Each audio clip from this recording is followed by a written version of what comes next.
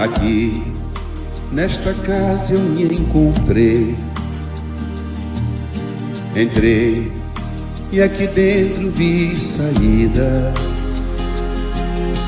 Sim, foi nessa casa de amor que as benesses do labor cicatrizaram minhas feridas.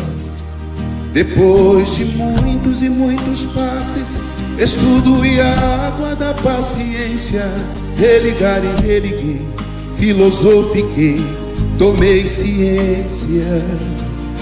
Aqui, nesta casa de oração, orei, pratiquei o Evangelho. Boa noite, amigos. A partir deste instante, este momento é nosso e de Jesus. É a Ele que nos reportamos neste instante. Estamos com muita saudade dele, de abrirmos os nossos corações à luminosidade dos seus ensinamentos, de compreender que além de modelo e perigo, é o nosso amigo e morredor, é o amor de nossas vidas, é aquele que nos deixa e nos deixou saudade, é aquele que nos traz a esperança de dias melhores, a oportunidade de melhores dias. É com Ele que estamos nesse momento. E é a Jesus, Mestre inigualável, que pedimos as bênçãos para que esse aprendizado de hoje chegue translúcido em nossos corações. Chegue muito mais do que translúcido. Chegue em conteúdo, em vontade de progredir, em vontade de dedicar o tempo, as boas causas, as melhores oportunidades, e que todos unidos possamos aprender com o nosso amigo Cássio aqui presente, mas essas verdades que vêm bem dizer os nossos corações, que vêm alumiar nossa vontade de seguir, a alegria de viver, a alegria de amar. Assim seja. Boa noite a todos. O capítulo 13º fala exatamente que a vossa mão esquerda não saiba o que a vossa mão direita dá. Primeiro vamos entender que todos nós aqui, não só espíritas, mas todos aqueles que já buscaram na espiritualidade, ou mesmo fora dela, nós vamos encontrar praticamente o mesmo conceito. Então, não necessariamente eu tenha que seguir uma religião, uma filosofia espiritualista. Não necessariamente. Mas necessariamente todos nós precisamos ser seres humanos melhores. Isso é um fato. Então, não importa exatamente aonde está a nossa crença, onde está a nossa fé, mas necessariamente todo ser humano do planeta Terra tem esse anseio, tem essa necessidade de ser um ser humano melhor, para ele próprio e para quem está à sua volta. E eu acho que a espiritualidade, ela nos ajuda nesse sentido, é evidente. Então existem milhões de caminhos, todos são caminhos, todos os caminhos são válidos, e mesmo aquelas experiências, entre aspas, equivocadas, elas fazem parte de um processo também de aprendizado, serve como experiência. Então, se Deus permite que aconteçam algumas coisas, é porque existe uma razão maior por trás daquilo. Vamos sempre nos lembrar que que nós, na nossa visão, dentro de um todo, 5%. É o máximo que a gente consegue enxergar, é 5%. Então tem 95% de coisas acontecendo em torno de nós e nós não enxergamos. Se eu colocasse isso em 360 graus, isso dá 18 graus. Então vocês imaginem o quanto que nos falta. Então a espiritualidade superior enxerga os 360 graus, enxerga os 100%. Então tem coisas que nós não enxergamos, que nós não percebemos, que tem a ver com o nosso aprendizado. Então algumas atitudes acontecem ou não acontecem, situações acontecem ou não acontecem, e nós muitas vezes ficamos indignados, às vezes até revoltados por não ter acontecido ou por ter acontecido. E vem na nossa mente. E aonde Deus estava nessa hora? Ainda assim um pensamento infantil relacionado à espiritualidade. Mas à medida que a gente vai evoluindo, nós vamos pegando os mesmos textos e vamos tendo uma nova leitura, uma releitura sobre os mesmos textos. Por quê? Nós estamos mais amadurecidos. A nossa consciência já ampliou um pouquinho mais. Então, por exemplo, não dá para saber tudo que Deus é. Foge completamente às nossas percepções. Nenhum Cristo consegue saber 100% o que Deus é. Porque Ele é muito mais do que qualquer imaginação. Mas hoje, no nosso momento evolutivo, nós sabemos e temos a certeza do que Ele não pode ser. Interessante isso, né? Ter essa convicção, ter essa certeza de saber exatamente o que Ele não pode ser. Então Ele não pode ser vingativo, Ele não pode ser injusto, Ele não podemos pensar em penas eternas. E olha que interessante, né? Quando nós pensávamos isso, nem era tão longe assim, nós pensávamos em penas eternas. Mas o que significa isso ao pé da letra? Eternamente sofrendo? Que tipo de delito, eu fico imaginando, que tipo de delito, que tipo de equívoco, que tipo de pecado alguém pode cometer contra Deus para ter penas eternas? Pare para pensar. Que tipo de delito, de pecado que alguém pode cometer para sofrer por toda a eternidade? Penas eternas significam isso. É o que foi nos imposto referente ao Lúcifer. Exato. Então, a gente vai evoluindo, a gente vai crescendo, fala, peraí, deixa eu ressignificar o que significa penas eternas. Penas eternas. Ok? E às vezes só com a religião, às vezes eu não consigo isso, porque ficamos escravizados à letra ou algumas interpretações. Então é necessário que às vezes a gente amplie um pouco essa consciência. E a filosofia, é a ciência e é a religião que vai nos dar esses parâmetros nesse sentido. Esses dias eu assisti um filme na Netflix e ia até comentar com vocês, porque eu fico caçando nos filmes conceitos. É um filme chamado Paraíso, não sei se vocês já assistiram, que fala sobre fluido vital, né? Então a gente imagina toda uma tecnologia, toda uma evolução intelectual, com que fins? Mas aquilo era fluido vital. E todos nós temos, né? que ele vai se acumulando até os 21 anos, depois ele fica um certo período, depois ele vai se desgastando. Aí acontece o processo de envelhecimento. E esse filme, que não é espírita, tá? É muito interessante a gente pegar filmes, temas não espíritas e encontrar nisso algum conhecimento para nós. E o tema de hoje fala exatamente sobre caridade. E nós temos, né, algumas coisas cristalizadas dentro de nós. Nós temos alguns conceitos cristalizados. Mas chega um momento que nós, como espíritos, não mais como personalidade, mas como individualidade, a gente quer crescer mais, a gente precisa evoluir mais. Isso necessariamente passa por um processo de questionamento. Então, fazer questões, perguntas, ficar indignado, querer saber mais, é próprio no nosso espírito, não tem como bloquear isso. Então, à medida que a gente vai evoluindo, a gente vai questionando. Questionar Deus, questionar Jesus, questionar a espiritualidade, questionar tudo. Porque isso é uma prova que nós estamos querendo aprender e crescer nesse sentido. E aí, quando se fala em caridade, nós imaginamos ainda, consciente ou inconscientemente, como uma forma de barganha. Então nós fazemos a caridade, mas ainda assim, de forma consciente ou não, ainda atrelamos a um favor que nós estamos prestando a Deus. Como se Ele realmente precisasse dos nossos favores. É um tipo de barganha, às vezes inconsciente, mas ainda temos cristalizado dentro de nós que fazer a caridade é fazer algo em troca e receber aquilo em um momento propício.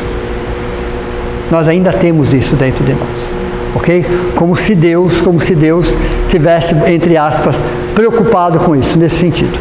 Quando nós sabemos que fazer a caridade é uma necessidade nossa. É muito mais, olha interessante isso, muito mais daquele que recebe é aquele que faz.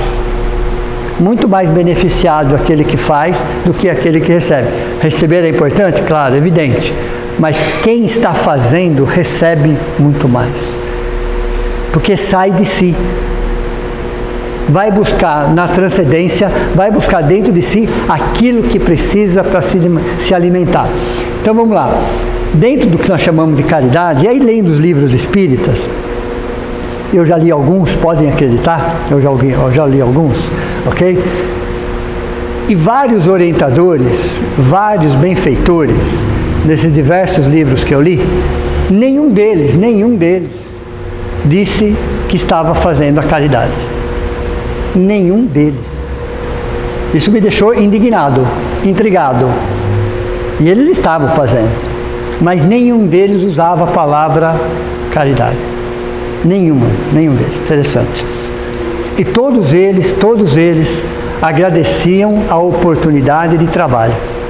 Então, veja, o que nós tínhamos enraizado dentro de nós, cristalizado dentro de nós, dentro de um conceito, hoje precisa ser ressignificado. Allan Kardec trouxe a frase porque estávamos no século XIX. Então, a frase era assim, originalmente, fora da igreja não há salvação, ok? Allan Kardec fala, fora da caridade não há salvação. Então ele tirou o poder sobre uma situação e colocou sobre uma ação. Fora da caridade, não há salvação. Porque a palavra caridade e salvação ainda eram palavras do século XIX. Mas quando eu olho isso com outro olhar, eu penso, mas o que é a caridade na sua essência? Caridade é o amor em ação. É aquilo que eu tenho, que todos nós temos e que necessitamos fazer. Não exatamente para os outros, mas principalmente para nós. Nosso espírito se alimenta do amor que Ele dá. É interessante, porque tudo que eu der, eu vou ficar sem, ou vai diminuir, não é assim? O amor não. O amor é a única coisa que quanto mais eu dou, mais eu compartilho, mais eu tenho.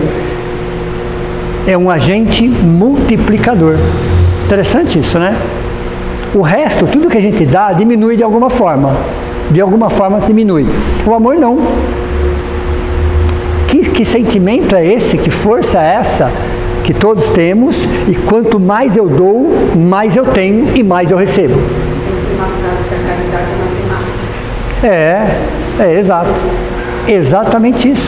Exatamente isso. Então pare para pensar que quanto mais amor eu dou, mais amor eu tenho, mais amor eu recebo. Nossa, olha que raciocínio é esse.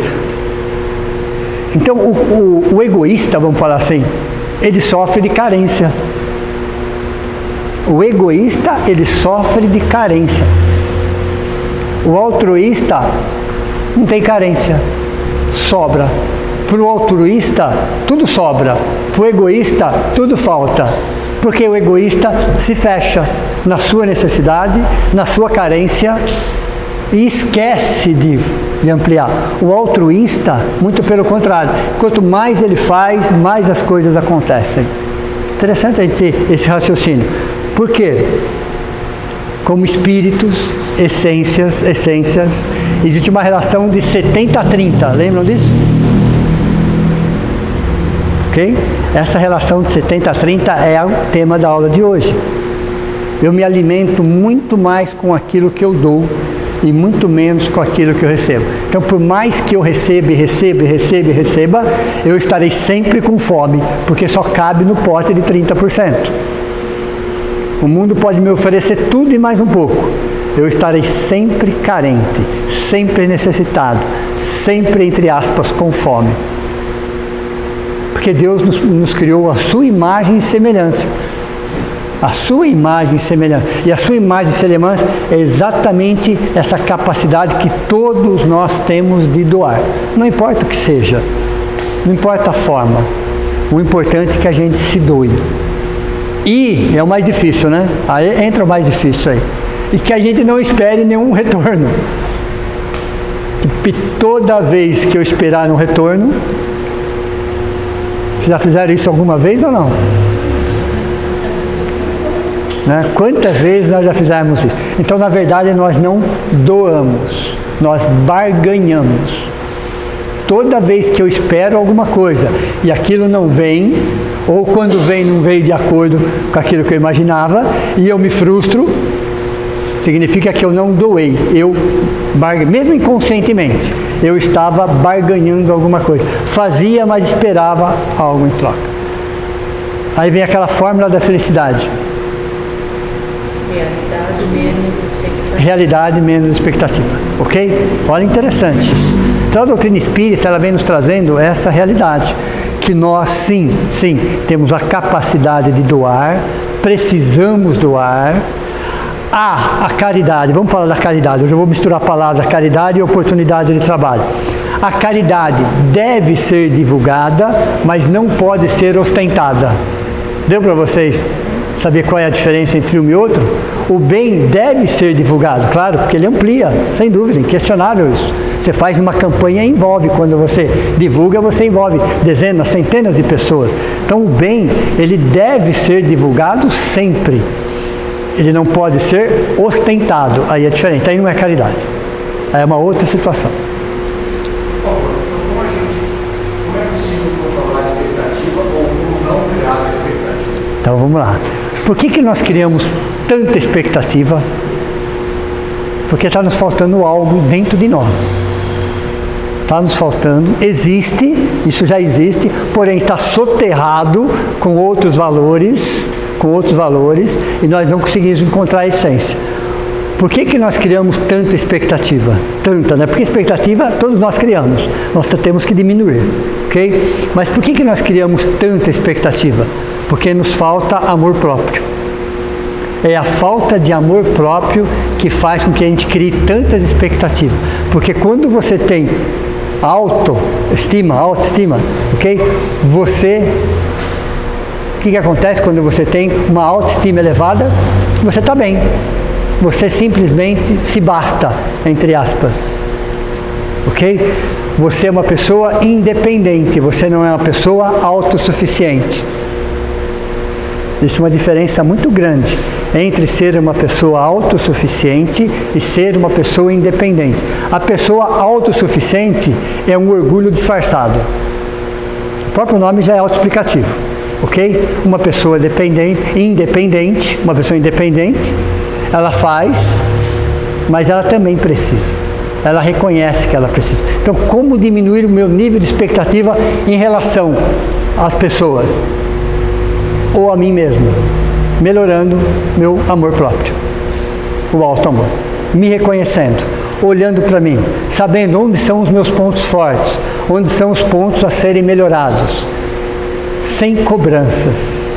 Eu acho que a gente também tem que deixar um pouco de lado as coisas que a gente vê também. Porque, por exemplo, eu quase tive depressão pós-parto porque eu queria ter o meu parto de um jeito, daquele jeito. Exato, daquele jeito. Daquele jeito. Exato. Eu queria ter um parto mais natural, sim, tudo mais. E isso não aconteceu. Sim. Eu fiquei depressiva. Mas eu entendi com a minha psicóloga, com o tratamento, que foi a frustração que me levou a um quadro mais depressivo.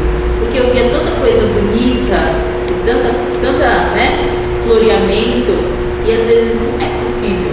Cada corpo é um corpo, cada pessoa é uma pessoa, e não dá certo. E olha, interessante que ela colocou. Ela pode ter essa expectativa de querer um parto dessa forma? Sim, claro.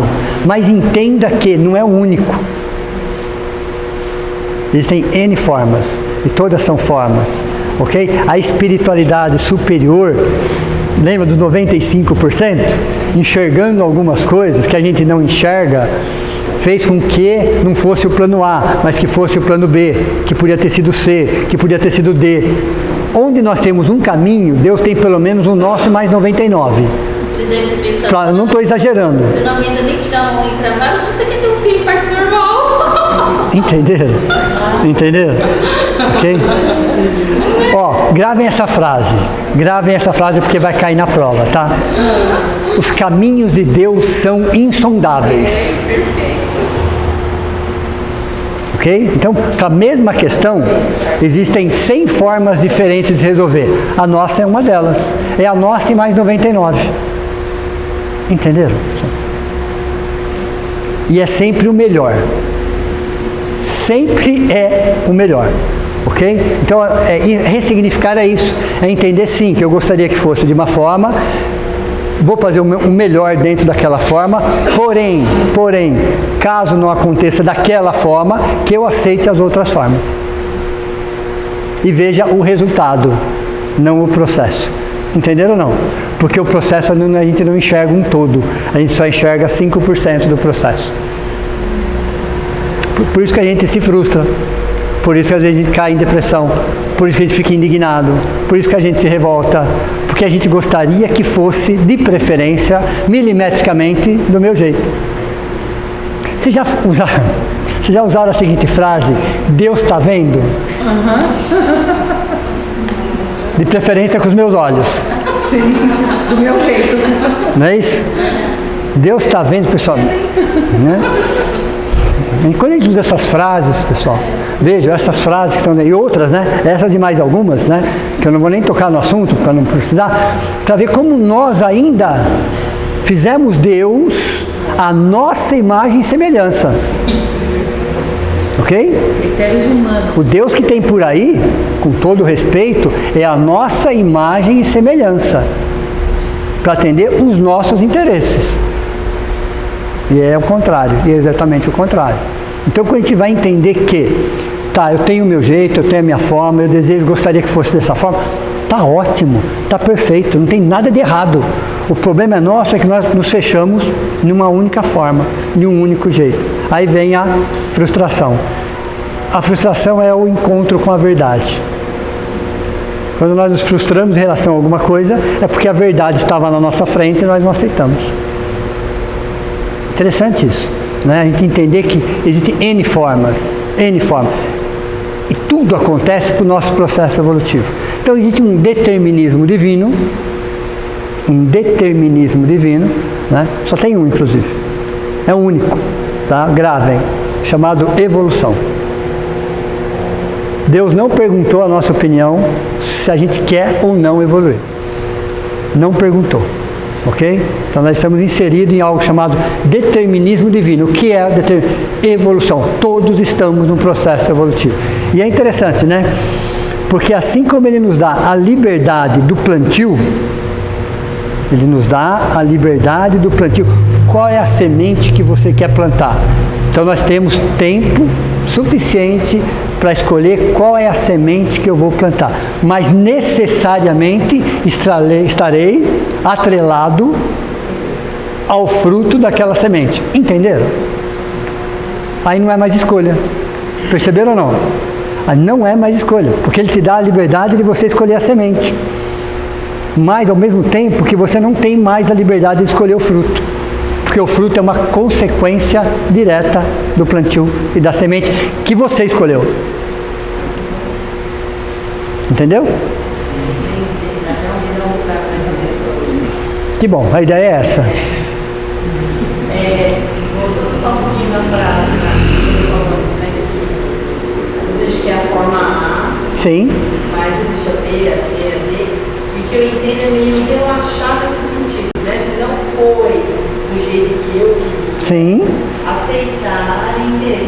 Aí uma frase que você perde um pouco que é não, que a gente sofre no do processo. Exato. Mas que a gente tem que enxergar o resultado. Exato. Eu tenho uma amiga que fala assim, diz, Deus é bom o tempo todo. Eu falo assim, realmente o tempo todo. O tempo todo. Né? E é isso, é a gente aceitar. Exato. Foi exatamente isso. Exato. Da forma que foi, da melhor forma que podia ser. Exato. Foi a melhor forma que podia ter sido naquele momento, frente àquelas circunstâncias. Né? Então a gente começa a pensar, né? Deus tem muitos atributos, muitos a gente nem imagina, mas se a gente se segurar só em 2, já é suficiente. Tá? No nosso momento evolutivo, somente 2, bondade e justiça. Esses 2 já explicam 99% de tudo que a gente precisa. Só que eu não sei quando ele está sendo bom, quando ele está sendo justo. Porque quando ele é extremamente justo, ele é bom. Quando ele é extremamente bom, ele é justo. Então eu não sei exatamente quando que ele está sendo 1, quando ele está sendo 2. Porque esses 2 atributos trabalham assim. Entenderam? Se o corpo bate o carro, ele estraga inteiro, Deus está sendo bom porque eu não morri. Mas ele também está sendo justo porque eu estava correndo. Então, se a gente... Exato. Se a gente olhar todo um contexto, só que você tem que olhar num contexto. Se você olhar num contexto, ok? Numa visão um pouquinho mais dilatada, quer ver? Eu vou dar um exemplo mais prático. Quantas coisas que nós já pedimos para Deus e não veio, e hoje você fala, ainda bem que Ele não me deu. Hoje, um pouco mais maduro, você olha, ainda bem que Ele não me deu. Mas na época era o que eu queria, dentro daquela imaturidade. Então hoje você olha para a mesma situação e fala, ainda bem que não aconteceu aquilo. Veja, hoje com a visão que nós temos, conseguimos enxergar aquilo de um outro ângulo. Então, coisas acontecem, não que a gente seja marionete, pessoal, não é isso, tá? Não é exatamente dessa forma.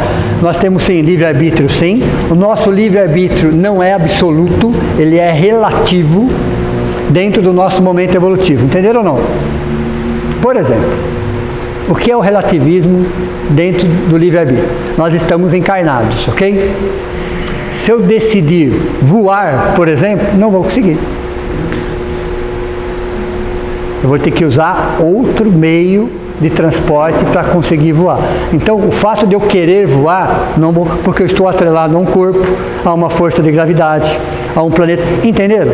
Mas eu posso usar de outros artifícios? Sim, eu posso. Então, nosso livre-arbítrio existe, ok? Existe. Porém, ele é relativo, ele não é absoluto, dentro do seu momento evolutivo. Por exemplo, existe uma lei maior que diz o seguinte: quanto mais responsável é um espírito, maior é o seu nível de liberdade. É justo? Quanto maior for o nível de responsabilidade de um espírito, maior é o seu nível de liberdade. Então a palavra liberdade vem atrás da responsabilidade. Entenderam ou não? Interessante a gente pensar dessa forma. Então eu quero ser livre. Então entenda que para ser livre e ter toda a liberdade, eu tenho que atrelar antes da liberdade, pensar nas responsabilidades. Naquela frase que eu passei para vocês, Deus criou o livre-arbítrio por amor. Nós criamos a fatalidade pelo determinismo da lei de causa e efeito. Entenderam? Nós criamos a fatalidade. Aquilo que eu não sei explicar, eu chamo de fatalidade. Então, Deus criou o livre-arbítrio por amor. Nós criamos a fatalidade pelo determinismo da lei de causa e efeito. Então, a lei de causa e efeito é uma lei determinista. Para todo efeito tem uma causa. E o universo, ele é matemático, tá? O universo, ele é matemático. Ele é, tudo ali acontecem dentro de proporcionalidade, dentro de equações precisas. É um universo inteligente, ok? É um universo inteligente. Existe um desenho inteligente. É a questão número 1 do Livro dos Espíritos. Deus é a inteligência suprema. Então, quando a gente fala em caridade, eu estou falando dessa nossa essência divina. Essa essência divina é a capacidade que todos nós temos de doar. Todos os seres humanos têm essa capacidade. ok? É a nossa herança divina. Por egoísmo, por orgulho, por arrogância, por prepotência, por baixa condição moral, nós fechamos isso. Aí vem o sofrimento, aí vem a dor, porque nós vamos contra a nossa natureza divina e contra tudo que existe no universo. Então a gente para analisar, o amor é tudo. A caridade é a materialização do amor. Você quer materializar alguma coisa, um sentimento positivo, chama-se caridade. É o ingrediente da paz. Antigamente, a gente escutava a seguinte frase, eu escutei isso quando era criança, né? Não fazer mal para ninguém já é suficiente. Já escutaram essa frase? Já se bastava não fazer o mal. Hoje nós já pensamos que deixar de fazer o bem já é um grande mal. Veja, que processo evolutivo que aconteceu em algumas décadas. Hoje eu consigo olhar para aquilo e falar, tá, deixar de fazer o mal está ótimo, mas deixar de fazer o bem já me é um grande mal. Porque o meu espírito anseia por fazer o bem. Anseia por fazer o bem. É a minha característica divina. E aí a gente começa a pensar o seguinte, que a irmã da caridade chama-se piedade, que é justamente a gente ter uma certa empatia, ou sempre que possível ajudar alguém menos favorecido, ou que esteja passando por uma situação delicada, porque isso desperta em nós o nosso melhor. Desperta em nós o ser humano que já está dentro de nós, só que ainda está meio soterrado por outros sentimentos. E aí nós vamos alegando que no fundo, são desculpas. E está exatamente aqui, quando nós somos convidados, e a vida sempre nos convida de alguma forma, sempre, de um jeito ou de outro, não importa se é no meio religioso, se é no meio social, não importa. Sempre nós somos convidados, sempre, para fazer o bem, sempre. E aí nós alegamos todo tipo de desculpas. Vocês podem falar o que vocês quiserem, no fundo tudo é uma desculpa. Tudo é uma desculpa. E quais são as desculpas que nós usamos? Confessamos-nos incompetentes. Isso é para anjo, arcanjo, espírito evoluído. Já falamos isso N vezes. Como se fôssemos incompetentes. Só que paramos para pensar que quando nós somos convidados para alguma coisa, não importa exatamente qual é a natureza daquilo. O importante é que a gente participe de alguma forma. Que a gente participe de alguma forma. É uma semente que está sendo depositada no nosso coração. Que a gente não perca a oportunidade de fazer o bem. Não é o tamanho daquilo que você está fazendo, mas é o movimento nesse sentido. Então não existem trabalhos mais importantes ou menos importantes. Todos os trabalhos são importantes. Então nós pensamos assim, sou incompetente nesse sentido, deixa para pessoas melhores preparadas. No fim, eu estou fugindo da minha necessidade essencial. E é interessante, né? Porque nós ficamos imaginando, se chegou, é porque existe uma razão. Deus e a espiritualidade superior jamais, em momento algum, pediria algo que a gente fosse realmente incapaz de fazer. Não tem como. A nossa consciência não suportaria alguma coisa nesse sentido. Outra coisa que nós falamos, alegamos cansaço. Já trabalhei o dia todo, já trabalhei de segunda a sexta, de segunda a sábado, estou com 3 períodos, não é assim? Quer dizer, veja, alegamos cansaço. Então é uma outra desculpa para a gente não fazer o bem, ok? A terceira, afirmamos-nos sem tempo. Tempo é uma questão de prioridade. Tempo é uma questão de prioridade. Nós cuidamos do corpo, nós cuidamos da nossa casa, nós cuidamos disso, daquilo, daquele outro, mas não cuidamos do essencial, que é o espírito. Nós somos espíritos em experiências terrenas. Vai chegar uma hora que a casa, a parte social, os bens, o trabalho, a profissão, vai ter que ficar de lado. Vocês lembram da loja de departamento ou não? Ok? Vai chegar uma hora que tudo isso, que não nos pertence, nem o corpo, vai ter que ficar de lado. E aí vai chegar a seguinte pergunta, no plano espiritual. Quem é você? Essa é uma pergunta, parece simples de responder. Não é. vão se preparando para essa pergunta. Não vão falar em nome, sobrenome, profissão. Ok? Não vão por aí. Não vão por aí, porque a pergunta é: quem é você? Quase ninguém sabe responder essa pergunta. Porque vai se atrelar em personalidade, vai se atrelar em posições sociais, vai se atrelar em coisas que fez, Mas a pergunta não é essa. Nós nos desconhecemos como espíritos. Nós nos conhecemos, nós supervalorizamos a personalidade e esquecemos da individualidade. Ok? E a pergunta é para a individualidade, não é para a personalidade. Então essa questão de tempo, pessoal, é relativo, não é absoluto.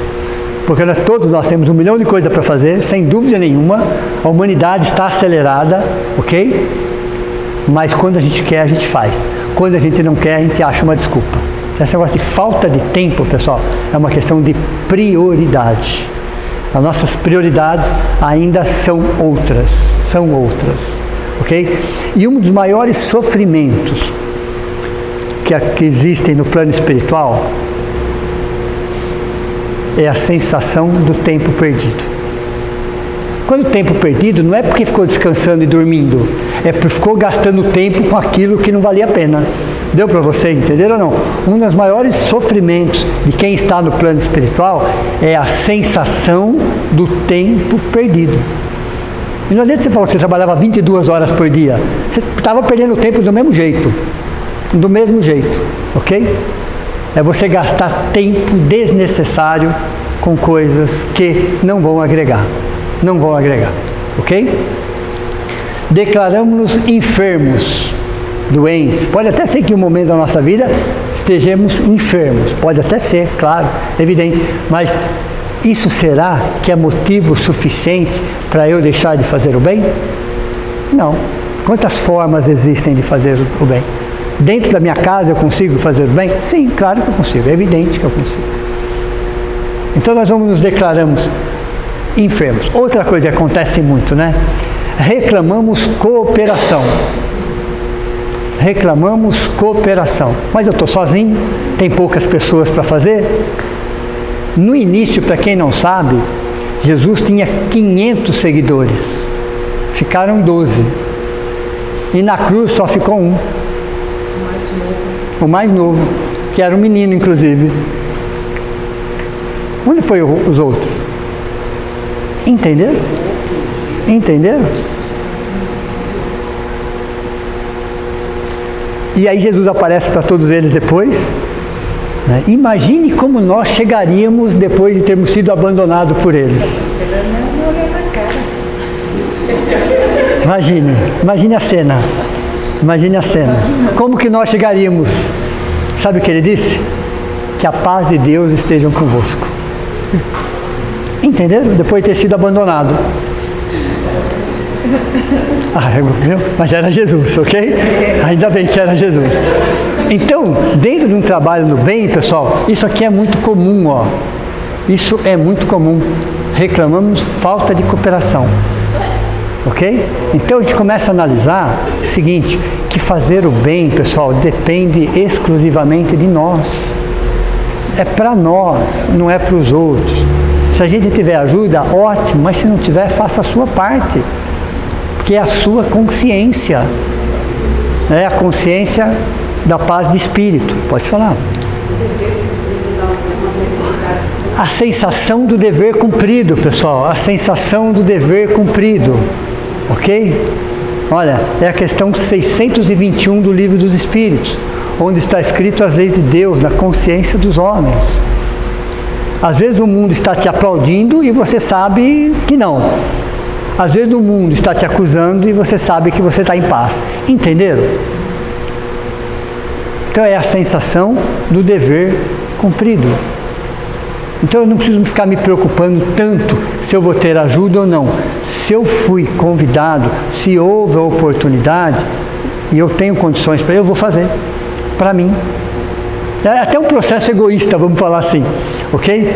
Mas eu estou fazendo para mim, para eu ficar bem comigo, para eu ficar bem comigo mesmo, entenderam?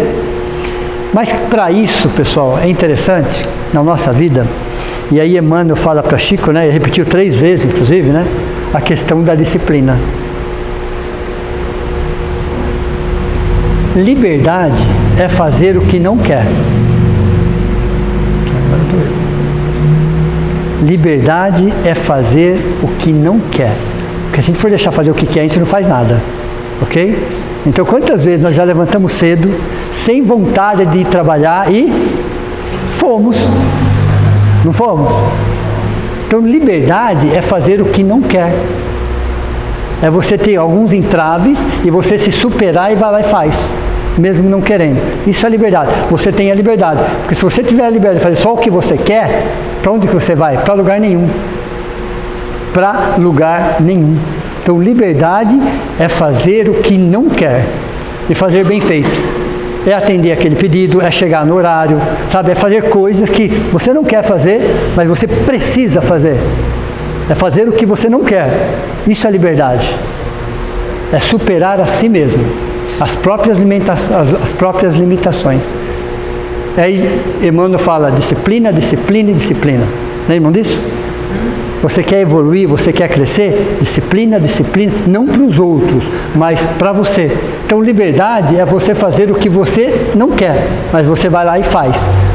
Porque aí você se supera, aí você tem disciplina, aí você tem equilíbrio, aí você deve tudo para a sua consciência, ou nada para a sua consciência. Entenderam? Então, muito mais do que um processo externo, é um processo interno. Quando se fala do umbral, né, dentro da doutrina espírita se fala muito de umbral, e o espírita morre de medo do umbral, não é isso? Ele quer direto, né? Ele quer direto. O umbral interno é muito pior do que o umbral externo.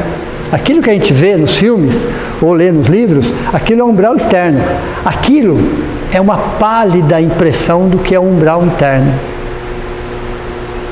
Veja, então o umbral está aqui dentro, não está fora de nós. As pessoas só projetam para fora, no meio de centenas ou milhares de espíritos que estão na mesma afinidade, na mesma frequência, sentindo a mesma coisa. Então aquilo ganha corpo. Aquilo ganha corpo. Vamos lembrar aqui, em porcentagem, qual é a nossa realidade? 50, 30, 20. 50 é mental, 30 é astral e 20 é material. Perceberam? Então a realidade do ser humano se divide nessa plano mental, é o que ele sente e o que ele pensa. Ok? Então você é o que você sente. O que você sente, você pensa. O que você pensa, você projeta. Quando você projeta, você vitaliza. O que é? Você dá vida. Aí é plano astral. Tudo que é vitalizado fora de nós é plano astral. Então, mas primeiro eu sinto, depois eu penso, depois eu projeto. A hora que eu projeto, vira formas, pensamentos. Formas, pensamentos. Isso é plano astral. Chega um momento que esse plano astral, dependendo da circunstância, se materializa em plano material. Entenderam? Mas até aí eu já vivi 80% da minha realidade. Eu já vivi 80% da minha realidade. Então eu tenho que tomar cuidado com o quê? Com o que eu sinto. Eu não estou falando da emoção, eu estou falando do sentimento. A emoção ela é muito rápida, acontece numa fração de segundo. Mas o que eu vou fazer com a emoção? Entenderam? Pode falar. A raiva momentânea dá certo? Dá certo, a raiva momentânea. Todos nós temos raiva, pessoal. Mas o que é o melindre? Matutando aquilo muito tempo. O melindre é a raiva automática. O que é a mágoa? É a raiva congelada. Entenderam ou não? Então o problema não é sentir raiva, é você saber o que você vai fazer com aquilo depois. Pode falar. Grande parte das nossas frustrações está em cima da expectativa. Exatamente isso. Quando você cria toda essa expectativa, você se frustra e você começa a não se amar. Exato. Diminuindo a expectativa. Ou você não se frustra. Que o outro consegue amar. Exato. E você tem que respeitar o jeito que... Claro, cada ser humano está no momento evolutivo Então a frustração nada mais é do que o encontro com a verdade. Eu fiquei de frente com a verdade, não aceitei e acabei me frustrando. Entenderam? Mas dentro do tema caridade, tem a caridade material, ok? E tem a caridade espiritual. Então a caridade é o amor em ação. A caridade material, ok? É tudo aquilo que nós podemos oferecer materialmente para alguém. Um agasalho, um prato de comida, uma cesta básica, qualquer coisa que materialmente supra essa situação. Ótimo, ótimo que seja assim. Mas a caridade mais difícil de ser praticada não é a caridade material. É a caridade espiritual. Ok? As duas caridades são válidas, mas uma é mais fácil de se praticar, que é a caridade material. A mais difícil, o que nos chama a atenção, o nosso desafio para esse século, chama-se caridade espiritual. E o que é caridade espiritual? Perdão, tolerância, empatia, indulgência, benevolência. Veja, essa é a caridade espiritual.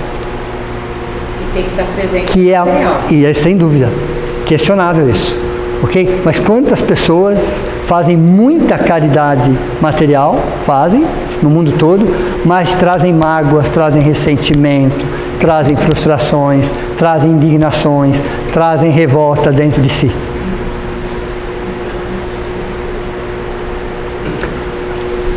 A maioria dos religiosos, quando chegam no plano espiritual, pessoal, aliás, quem dá mais trabalho no plano espiritual são os religiosos, tá?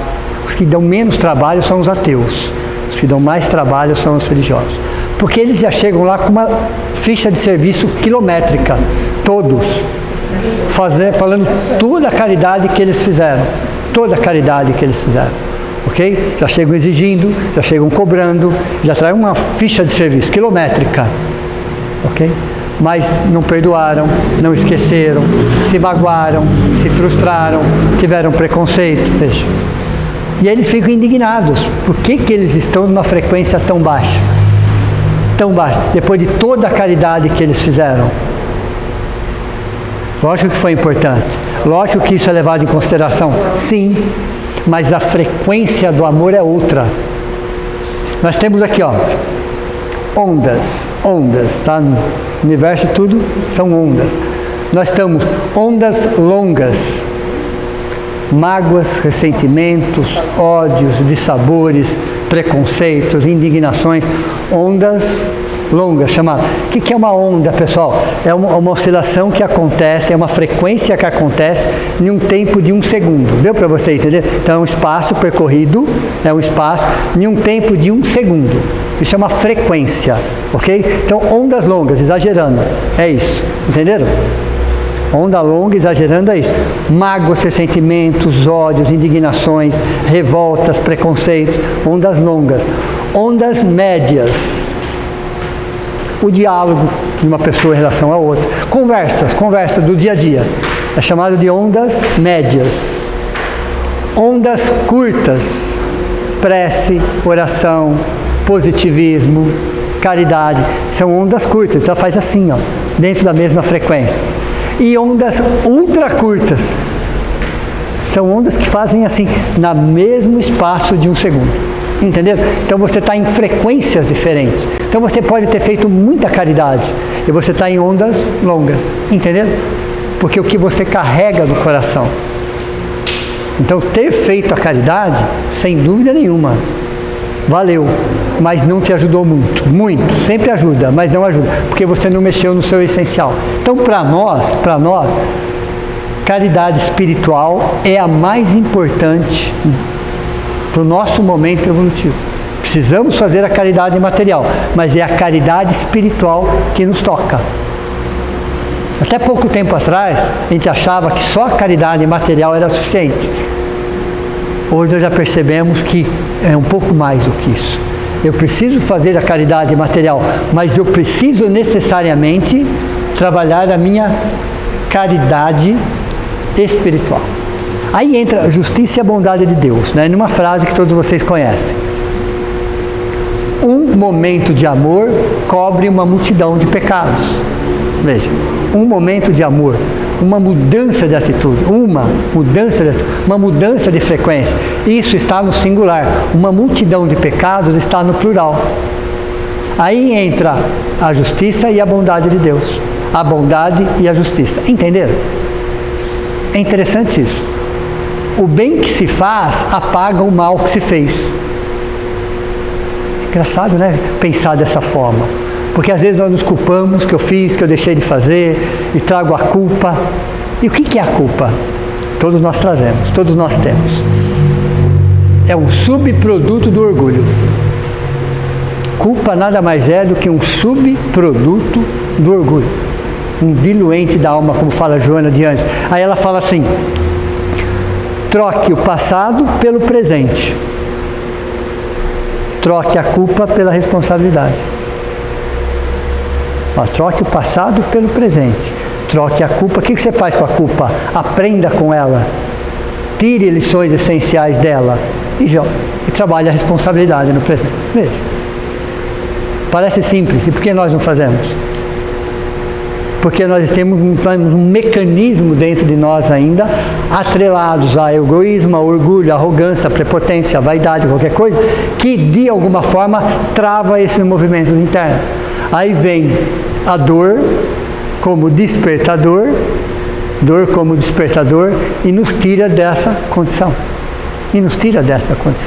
Porque ninguém reencarnou para sofrer.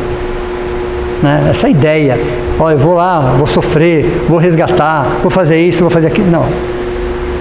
Nós interpretamos dessa forma. Ok? Porque quando Deus nos criou, sabia de antemão, evidente, que no nosso momento evolutivo, um desses momentos chama-se provas e expiações. Entenderam? Todos os espíritos passaram por isso, todos. Qualquer Cristo passou por um momento de provas e expiações. Agora, quanto tempo ele ficou em provas e expiações é diferente. Quanto tempo é uma escolha. Entenderam ou não? Quanto tempo eu vou ficar no planeta de provas e expiações? E é uma escolha. Aí é uma escolha. Eu sou protegido pela minha ignorância, mas chega um momento que eu não sou mais ignorante. Então eu posso sair de uma condição para outra? Posso. E por que eu não saio? Questão 909 do Livro dos Espíritos. Já foram até na resposta já, né? Pouco ainda. Né? Com poucos esforços. O que lhe falta é a vontade. Entenderam, pessoal? Entenderam? Que todas as travas estão dentro de nós. Então, que a mão esquerda não saiba que a mão direita é justamente você trabalhar a caridade, melhor, a oportunidade de trabalho de forma silenciosa. Dentro de você. É aquela sensação do dever cumprido. É aquilo que nos ajuda a entender exatamente que a caridade começa nos nossos pensamentos. Aí eu fico me perguntando, né? A velocidade do pensamento é bem próxima à velocidade da luz. 300 mil quilômetros por segundo, né? Vou fazer uma comparação. Então, quando eu vejo, eu já pensei, certo? Não é assim? Quando eu vejo, eu já pensei. Então, é muito rápido isso é muito rápido, ok? Mas a velocidade da fala é infinitamente menor do que a velocidade do pensamento. Sim ou não? Aí Deus, né, dentro da sua toda inteligência, me deu 2 ouvidos e uma boca só. Interessante isso. Para ouvir mais e falar menos. Então tudo é muito perfeito nesse sentido. Então à medida que eu estou falando, eu estou ouvindo. E à medida que eu estou ouvindo, eu começo a perceber em que vibração eu estou. Então a caridade começa no pensamento. No nosso momento evolutivo é ainda muito difícil, mas falar já dá para começar a controlar. E o falar é o antes, o durante e o depois. Lembram disso? É bom chegar nesse nível do curso que eu posso perguntar um monte de coisa, eles sabem de tudo, ok? Então vou lá. O que seria, pessoal, o depois? Já falei. É o depois, não é isso? Eu já falei, eu já ofendi, eu já disse o que não deveria ter dito, eu já... Ok? É o depois, você já falou, é como uma flecha, uma vez lançado, ela não volta. As palavras são como uma flecha, uma vez lançado, não volta. Ok? O que eu posso fazer nesses casos, já que eu já falei?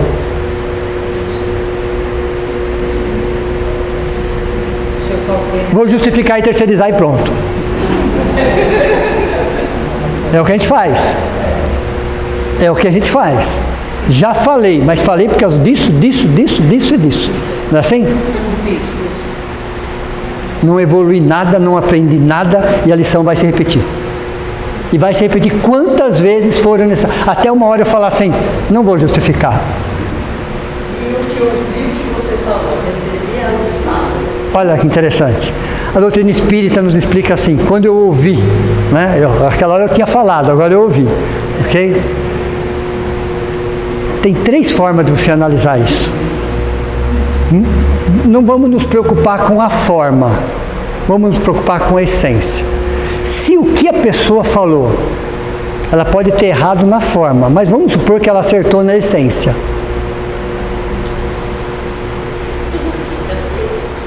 Ok? Ela tem razão. Ponto. Errou na forma, mas acertou na essência. Foi aos gritos, mas disse alguma coisa que Eu estou dizendo da forma. Não se preocupe com a forma, se preocupe com a essência. Tudo bem? Ok? Mas, no fundo, ela tem razão. Ela errou na forma, mas ela acertou na essência. Ok? Então, agradeça. Agradeça. No fundo, agradeça. Mas vamos supor que tudo aquilo que foi falado, só 50% é verdade. Você analisa e fala, sim, eu sou assim, mas não sou tão assim. Eu me conheço. Eu não sou tudo isso. Uma parte disso só. Ok? Eu pego a parte em si e cuido da parte em si. Segunda forma que eu vou analisar. O segundo filtro. O primeiro filtro é 100%, o segundo filtro é 50%. Mas vamos supor que ela falou algo que você olha para você e fala, não me reconheço. Mas tem que ter humildade para isso, tá? Não me reconheço. Pronto. Entenderam? Porque a boca só fala que o coração está cheio. Então, quando sou acusado de alguma coisa, é os 3 filtros. Ou é 100%, ou é 50%, né? Ou é 0%. Se for 0%, ou se tiver uma porcentagem no meio, não tem problema, ok? Mas se for 0%, é 0%. Não tenho que me preocupar com isso. Acho que seja 0%. Então. Porque se a pessoa falou aquilo pra gente, muita gente fez alguma Então, alguma coisa tem. Sempre alguma coisa tem. Ok? Mas vamos supor que a pessoa tenha falado realmente um absurdo. Nada a ver, vamos supor. Tá, eu fui para o outro extremo aí. É 0%. Eu vou me preocupar por quê? Outra coisa. Né? A doutrina espírita já nos ensinou várias vezes isso. Né? Quando a gente tiver que falar alguma coisa para alguém, pensem na forma também. Não pensem só na essência. Porque uma verdade é como um diamante. Vale como um diamante. É tão belo quanto um diamante. Mas se jogado na cara de alguém, machuca como uma pedra. E não adianta você falar que é um diamante. Entenderam ou não? Então, às vezes, se eu tiver que falar alguma coisa para alguém, eu tenho que falar, claro que eu tenho que falar, é evidente que eu tenho que falar, mas eu tenho que me preocupar também com como que eu coloco aquilo. Tem a forma de você. Forma e forma. Então, a forma, às vezes, é mais importante que o fundo. Entenderam? O diamante pode machucar. É uma pedra. Tanto faz se é uma pedra ou um diamante, machuca do mesmo jeito. E não adianta você ficar falando que é um diamante. Para quem levou a pedrada, ou a diamantada, vamos dizer assim, machucou do mesmo jeito, doeu do mesmo jeito. Então, importa se é um diamante? Não, machucou da mesma forma. Então, a verdade é como um diamante, vale como um diamante. Mas se jogada na cara de alguém, dói como uma pedra. E por que será que nós fazemos isso? Por que nós explodimos com tanta facilidade? Caridade espiritual, eu estou falando, tá? Não sai do tema, não. Sabe por que uma pessoa explode? Porque ela já estava implodindo. Ela já estava implodindo. Dentro dela, aquilo já vinha fervendo já há dias, há semanas, a coisa dentro dela. Aí chega uma hora que ela explode. Foi para você falar sempre. Sempre. Na hora certa, no momento certo, do jeito certo. Ok? Na hora certa, no momento certo, do jeito certo. Não deixar de falar, mas falar na hora certa, no momento certo, do jeito certo. Isso não é cobrança, isso é diálogo, pessoal. Ok? Então, caridade espiritual é entender que eu tenho que cuidar dos meus sentimentos, das minhas dores. Pegar uma analogia, né? Um leão, ou um guepardo, ou um tigre, ou uma onça, qualquer coisa nesse sentido. Vocês já repararam isso? Que quando eles estão machucados, ok?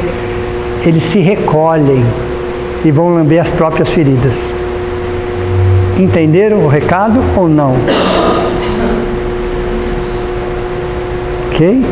Eles se recolhem, vão para a caverna, vão para cima de uma árvore, eles se intocam sozinhos e ficam lambendo as próprias feridas, as próprias dores. Eles estão cuidando do machucado deles. Deu para vocês entenderem o recado da natureza ou não?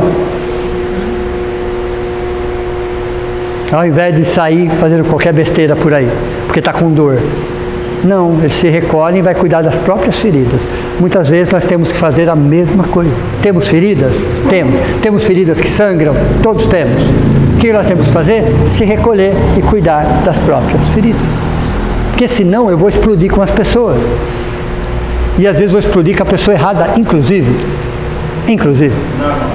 Ok? Oi? Normalmente acontece. Exato. Aliás, né, só os íntimos nos ofendem, né? Os distantes não conseguem fazer isso. Engraçada essa colocação, né? Então, quando a gente começa a rever essas nossas posturas, a reavaliar, a entender o que significa caridade espiritual, qual é a minha essência, qual é o meu alimento essencial, eu reencarnei para quê mesmo? Qual é o meu objetivo de vida? Qual é a minha meta? Onde eu quero estar? Interessante. Eu tenho que ter metas, eu tenho que ter disciplina. Se eu não tiver disciplina, não tiver meta, eu não vou chegar a lugar nenhum. Simplesmente eu não vou chegar a lugar nenhum. Porque o mundo está de cabeça para baixo. Que ótimo, que excelente oportunidade de trabalho para todos nós. Para todos nós. Mas quando falo que o mundo está de cabeça para baixo, é porque os seres estão de cabeça para baixo. Porque nós estamos de cabeça para baixo. Oportunidade de trabalho, de rever conceitos, de reavaliar posturas, de ser um agente facilitador, não um agente complicador. Fazer com que as pessoas supram as nossas carências, que atendam os nossos desejos. Que amor infantil que é esse? Isso não é caridade. Isso não é caridade. Então, na lição, fora da caridade não há salvação, fora do amor em ação não há evolução. Nós vamos ficando estagnados por séculos, por existências, até que, no mecanismo da lei maior, somos convidados pela dor a se mexer. E às vezes nós não temos as mesmas condições favoráveis, não temos as mesmas oportunidades. Ok? Então a gente começa a entender Código Penal da Vida Futura, no livro Céu e Inferno. A gente vai entender, depois tem um resumo de tudo isso. Como é que Deus trabalha? Como é que Ele age nesse sentido? Uma ideia que nós temos de como funciona a justiça e o amor de Deus, que estão dentro de nós. E olha que interessante. O oposto do amor, né? Como se houvesse um oposto, né? O amor é a única coisa que não existe. Mas vamos supor que existisse um oposto, que não é o ódio, é a indiferença. É o amor que se esconde. Tudo é amor no nível, tudo, absolutamente tudo. Filosofia é o amor que pensa. Religião é o amor que transcende. Tudo é, no fundo, a essência de tudo que existe é um sentimento chamado amor. Então, a indiferença é um amor que se esconde. Então eu fico longe. E muitas vezes eu ajo por indiferença, por orgulho. Ok? É lógico que às vezes eu preciso dar um tempo para me recompor. É necessário, inclusive. Mas depois disso, se eu mantenho aquele padrão, é porque existe muito mais de orgulho do que necessidade. Então o ser humano não é mais feliz no planeta Terra, porque nós não fazemos a caridade ou a oportunidade de trabalho em relação a nós mesmos. nós nos ferimos, nós nos machucamos, nós nos magoamos, nós aceitamos coisas que eu não deveria aceitar, nós vamos nos sujeitando a situações que não precisariam, em nome, talvez, de um suposto amor que não é amor, é paixão muitas vezes. Esquecemos da nossa essência. Pois não. O amor é uma frase que... O amor é. O amor é, simplesmente o amor é. É a essência do universo, de um universo moral. Apesar de ser matemático, ele é moral, na sua essência ele é moral. A matemática que existe no universo é para a construção das formas. Aliás, né, qual é o objetivo de toda a matéria disseminada no universo? Das subpartículas atômicas às grandes galáxias. Para que existe a matéria do universo?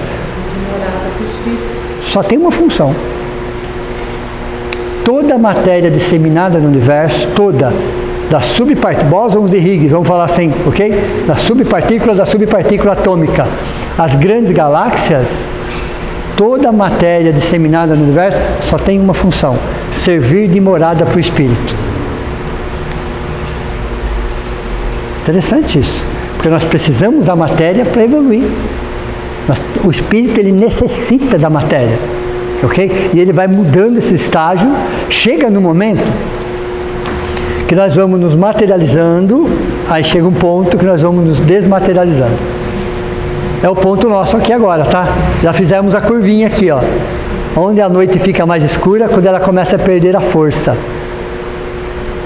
Nós já fizemos a curvinha aqui. Já estamos num processo chamado de desmaterialização ou espiritualização. E que nem na aula da semana passada, amar os vossos inimigos. Lembram disso? Olha, interessante. Num planeta de provas e expiações como nós, é comum termos inimigos, que é um planeta moralmente atrasado, certo?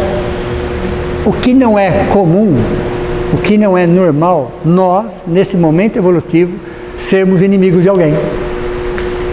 Entenderam a diferença ou não? Eu posso ter inimigos, faz parte desse processo evolutivo, mas me colocar na condição de inimigo de alguém é um processo complicante para a minha evolução. Entenderam? Eu posso ter inimigos, mas eu não posso ser inimigo. Pode ter pessoas que eu não me afinizo, mas não necessariamente é meu inimigo. É mudança de conceito, nesse sentido. Então, quando o espírito vai começando a entender todo esse processo, e vem aquela frase: você está onde você se põe. Muitas vezes nós ocupamos N pessoas, situações, lugares, que eu gostaria daqui, não queria estar ali, com essa pessoa, com aquela pessoa, fazendo isso ou fazendo aquilo. Não. Você está exatamente aonde você precisa estar. Você está exatamente aonde precisa. Você não é um processo de acomodação. Mas se você está nesse momento aqui, é porque aqui é o seu lugar. Entenderam? Aonde Deus, entre aspas, nos plantou, Ele espera que a gente germine. Amanhã eu posso estar num outro lugar, não tem problema. Mas hoje eu estou aqui. Então, se eu estou aqui, eu tenho que fazer o meu melhor. Amanhã é outro dia. Deu para vocês perceberem ou não? É viver um dia de cada vez. Um dia de cada vez. Então, se hoje é o dia mais importante para mim. Nem foi ontem, nem vai ser amanhã. Hoje é o dia mais importante para o meu espírito, para a minha vida, para a minha evolução. É o hoje. Então, eu começo a ter o foco sempre no hoje. Sempre no hoje. De fazer o meu melhor hoje. Porque eu posso ser convidado a voltar para o plano espiritual a qualquer momento. Vocês concordam ou não? Gostou da palavra convidado, né? Eu ia usar uma outra palavra, eu falei, vou usar uma palavra mais leve. Eu vou usar uma palavra mais leve. Eu posso ser convidado a retornar para a parte espiritual. E tenho que, de alguma forma, me desapegar de tudo em questão de minutos. E aí? E aí? Uma das maiores frustrações daquele espírito que às vezes fica preso ao corpo,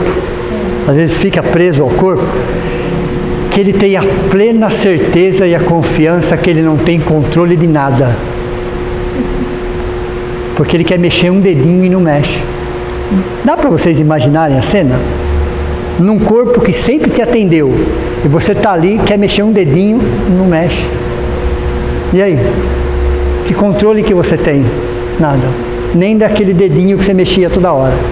Tem a sensação que nós não temos controle de nada. Então nós não temos mesmo controle de nada, ok? Tudo acontece à nossa volta, eu só tenho controle em relação às minhas reações frente a ações que eu não tenho controle. Entenderam ou não? A única coisa que eu tenho controle é sobre as minhas reações frente a ações que eu não tenho controle. Só isso. O resto eu não tenho controle de mais nada. É frustrante?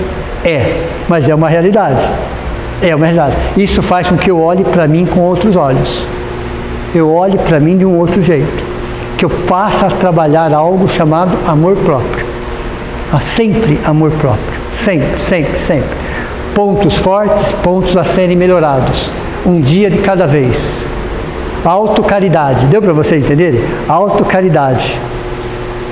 Como é que eu vou fazer a caridade para fora se eu não consigo fazer a caridade para dentro? Então muitos espíritos chegam no plano espiritual com muita caridade para fora e com pouquíssima ou quase zero caridade para dentro. E caridade para dentro é isso aí, ó. É perdão, indulgência, benevolência. Consigo mesmo. Consigo mesmo, inclusive. Aí sim, ele vai se libertando dessa má. Ele vai melhorando a sua frequência. Ele vai melhorando a sua frequência. É ele que decide em que frequência ele quer estar. Somos nós que decidimos frente a um programa de televisão que eu vou assistir, a um local que eu vou frequentar, a pessoas que estarem do meu lado. Sou eu que decido isso. Sou eu que tenho que decidir isso. Eu não posso deixar que o mundo decida isso para mim. Porque se a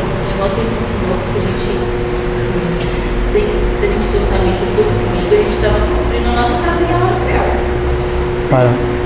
Talvez simbolicamente falando, ela estaria certa. Ir na missa, aprender aquilo e praticar aquilo. Deu para você entender ou não? Então não era só ir à missa, mas ir à missa, aprender os ensinamentos e colocar os ensinamentos na prática. Aí sim, ok? Às vezes é uma forma simbólica que você tem que entender qual é a essência. E por que a maioria dos religiosos sofrem no plano espiritual?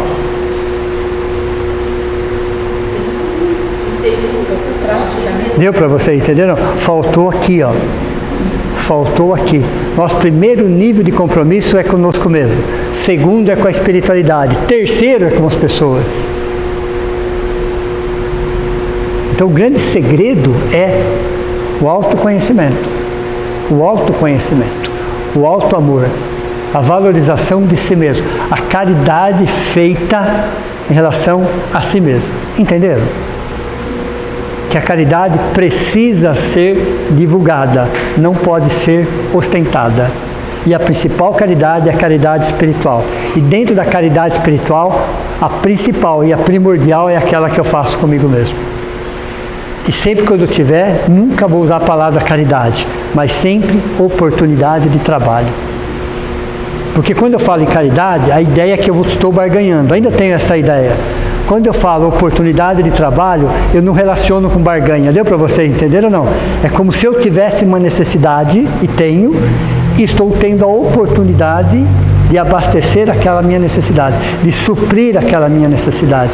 Então, Deus não deve nada para mim. A espiritualidade não deve nada para mim. Ninguém deve nada para mim, porque é uma oportunidade de trabalho.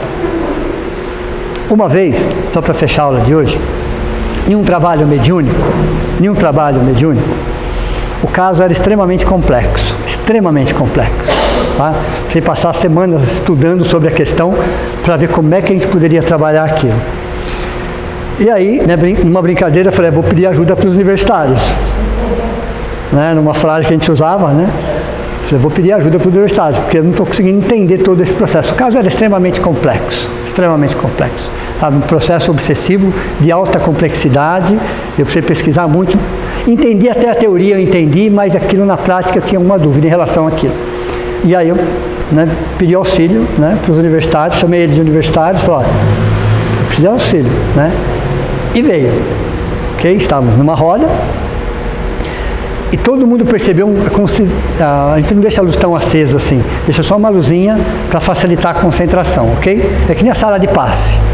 facilitar a concentração. Não tem necessidade do escuro, mas muita luz atrapalha a concentração. Então a gente diminui ao máximo, como a sala de passe. E eu percebi que como se tivesse dado um clarão e eu apagasse. Sabe uma coisa assim? A sensação que deu, um clarão, coisa de 1 segundo. Não demorou mais do que isso.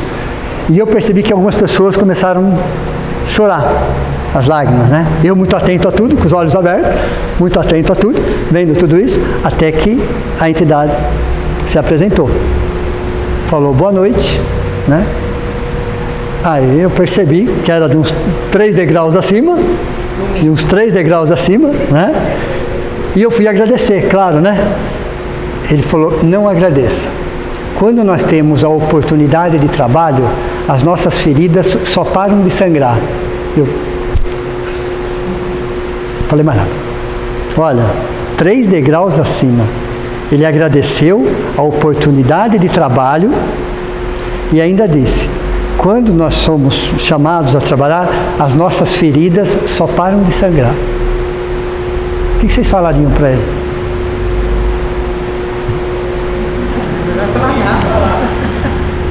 Aliás, é complicado conversar com eles. Tudo bem? Aí ele deu orientação e a coisa amenizou. Faça isso, faça daquela forma, faça daquele jeito. Ok? Demorou mais alguns 6 meses, mas o caso foi diluindo, até que melhorou bastante aquela situação. Ok? Um processo obsessivo que começou na Idade Média.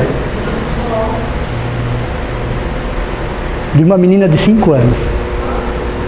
Mas tudo bem, ok? Só para mostrar para vocês, ok? Eles falaram em oportunidade de trabalho, ele no caso, falou, e disse a seguinte frase, quando nós somos chamados a colaborar, as nossas feridas só param de sangrar. Eu contei assim, dava 3 degraus para cima, tá? Então, eles falam oportunidade de trabalho. Entenderam? Então, a espiritualidade superior, eles falam dessa forma. Então, não tem por que a gente falar caridade. Foi usada no século XVII, XVIII, XIX, tudo bem, pessoal. Era um contexto. Mas hoje, troquem a palavra caridade por oportunidade de trabalho. É mais justo. É mais justo. Isso vai ressignificar tudo dentro de nós. Ok? Então, vamos só fazer a prece de encerramento. Então, vamos, nesse momento, agradecer a oportunidade, ao passe espiritual que recebemos, ao abraço acolhedor dos nossos entes queridos, à equipe de médicos, enfermeiros, socorristas, amparadores, às entidades das mais diferentes denominações religiosas. Nós temos nessa casa muitas linhas trabalhando simultaneamente. As que estão em maioria são os nossos irmãos católicos e os nossos irmãos umbandistas. E nesse momento agradecemos a equipe de segurança que nos protege, que nos dá a segurança, a oportunidade, e a todas as entidades que, independente da forma, independente da religião, que estão conosco, que já entenderam que a maior força do universo é a força do amor. E que nós, como seres humanos, precisamos nos amar. Precisamos colocar esse sentimento para fora. Abraçar, acolher, respeitar.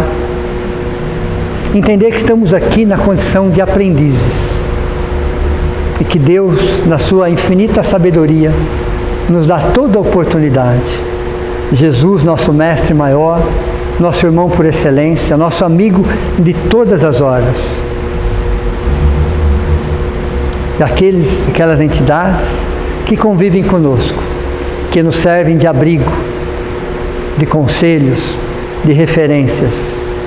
O nosso muito obrigado pela oportunidade de estarmos trabalhando juntos, crescendo, aprendendo, caindo e levantando, mas tendo a certeza que não estamos aqui por acaso e que possamos, para fora daqui, levar um sorriso, levar um abraço, levar um sentimento de gratidão e um reconhecimento pela vida que nos oferece situações para o nosso crescimento. Que assim seja.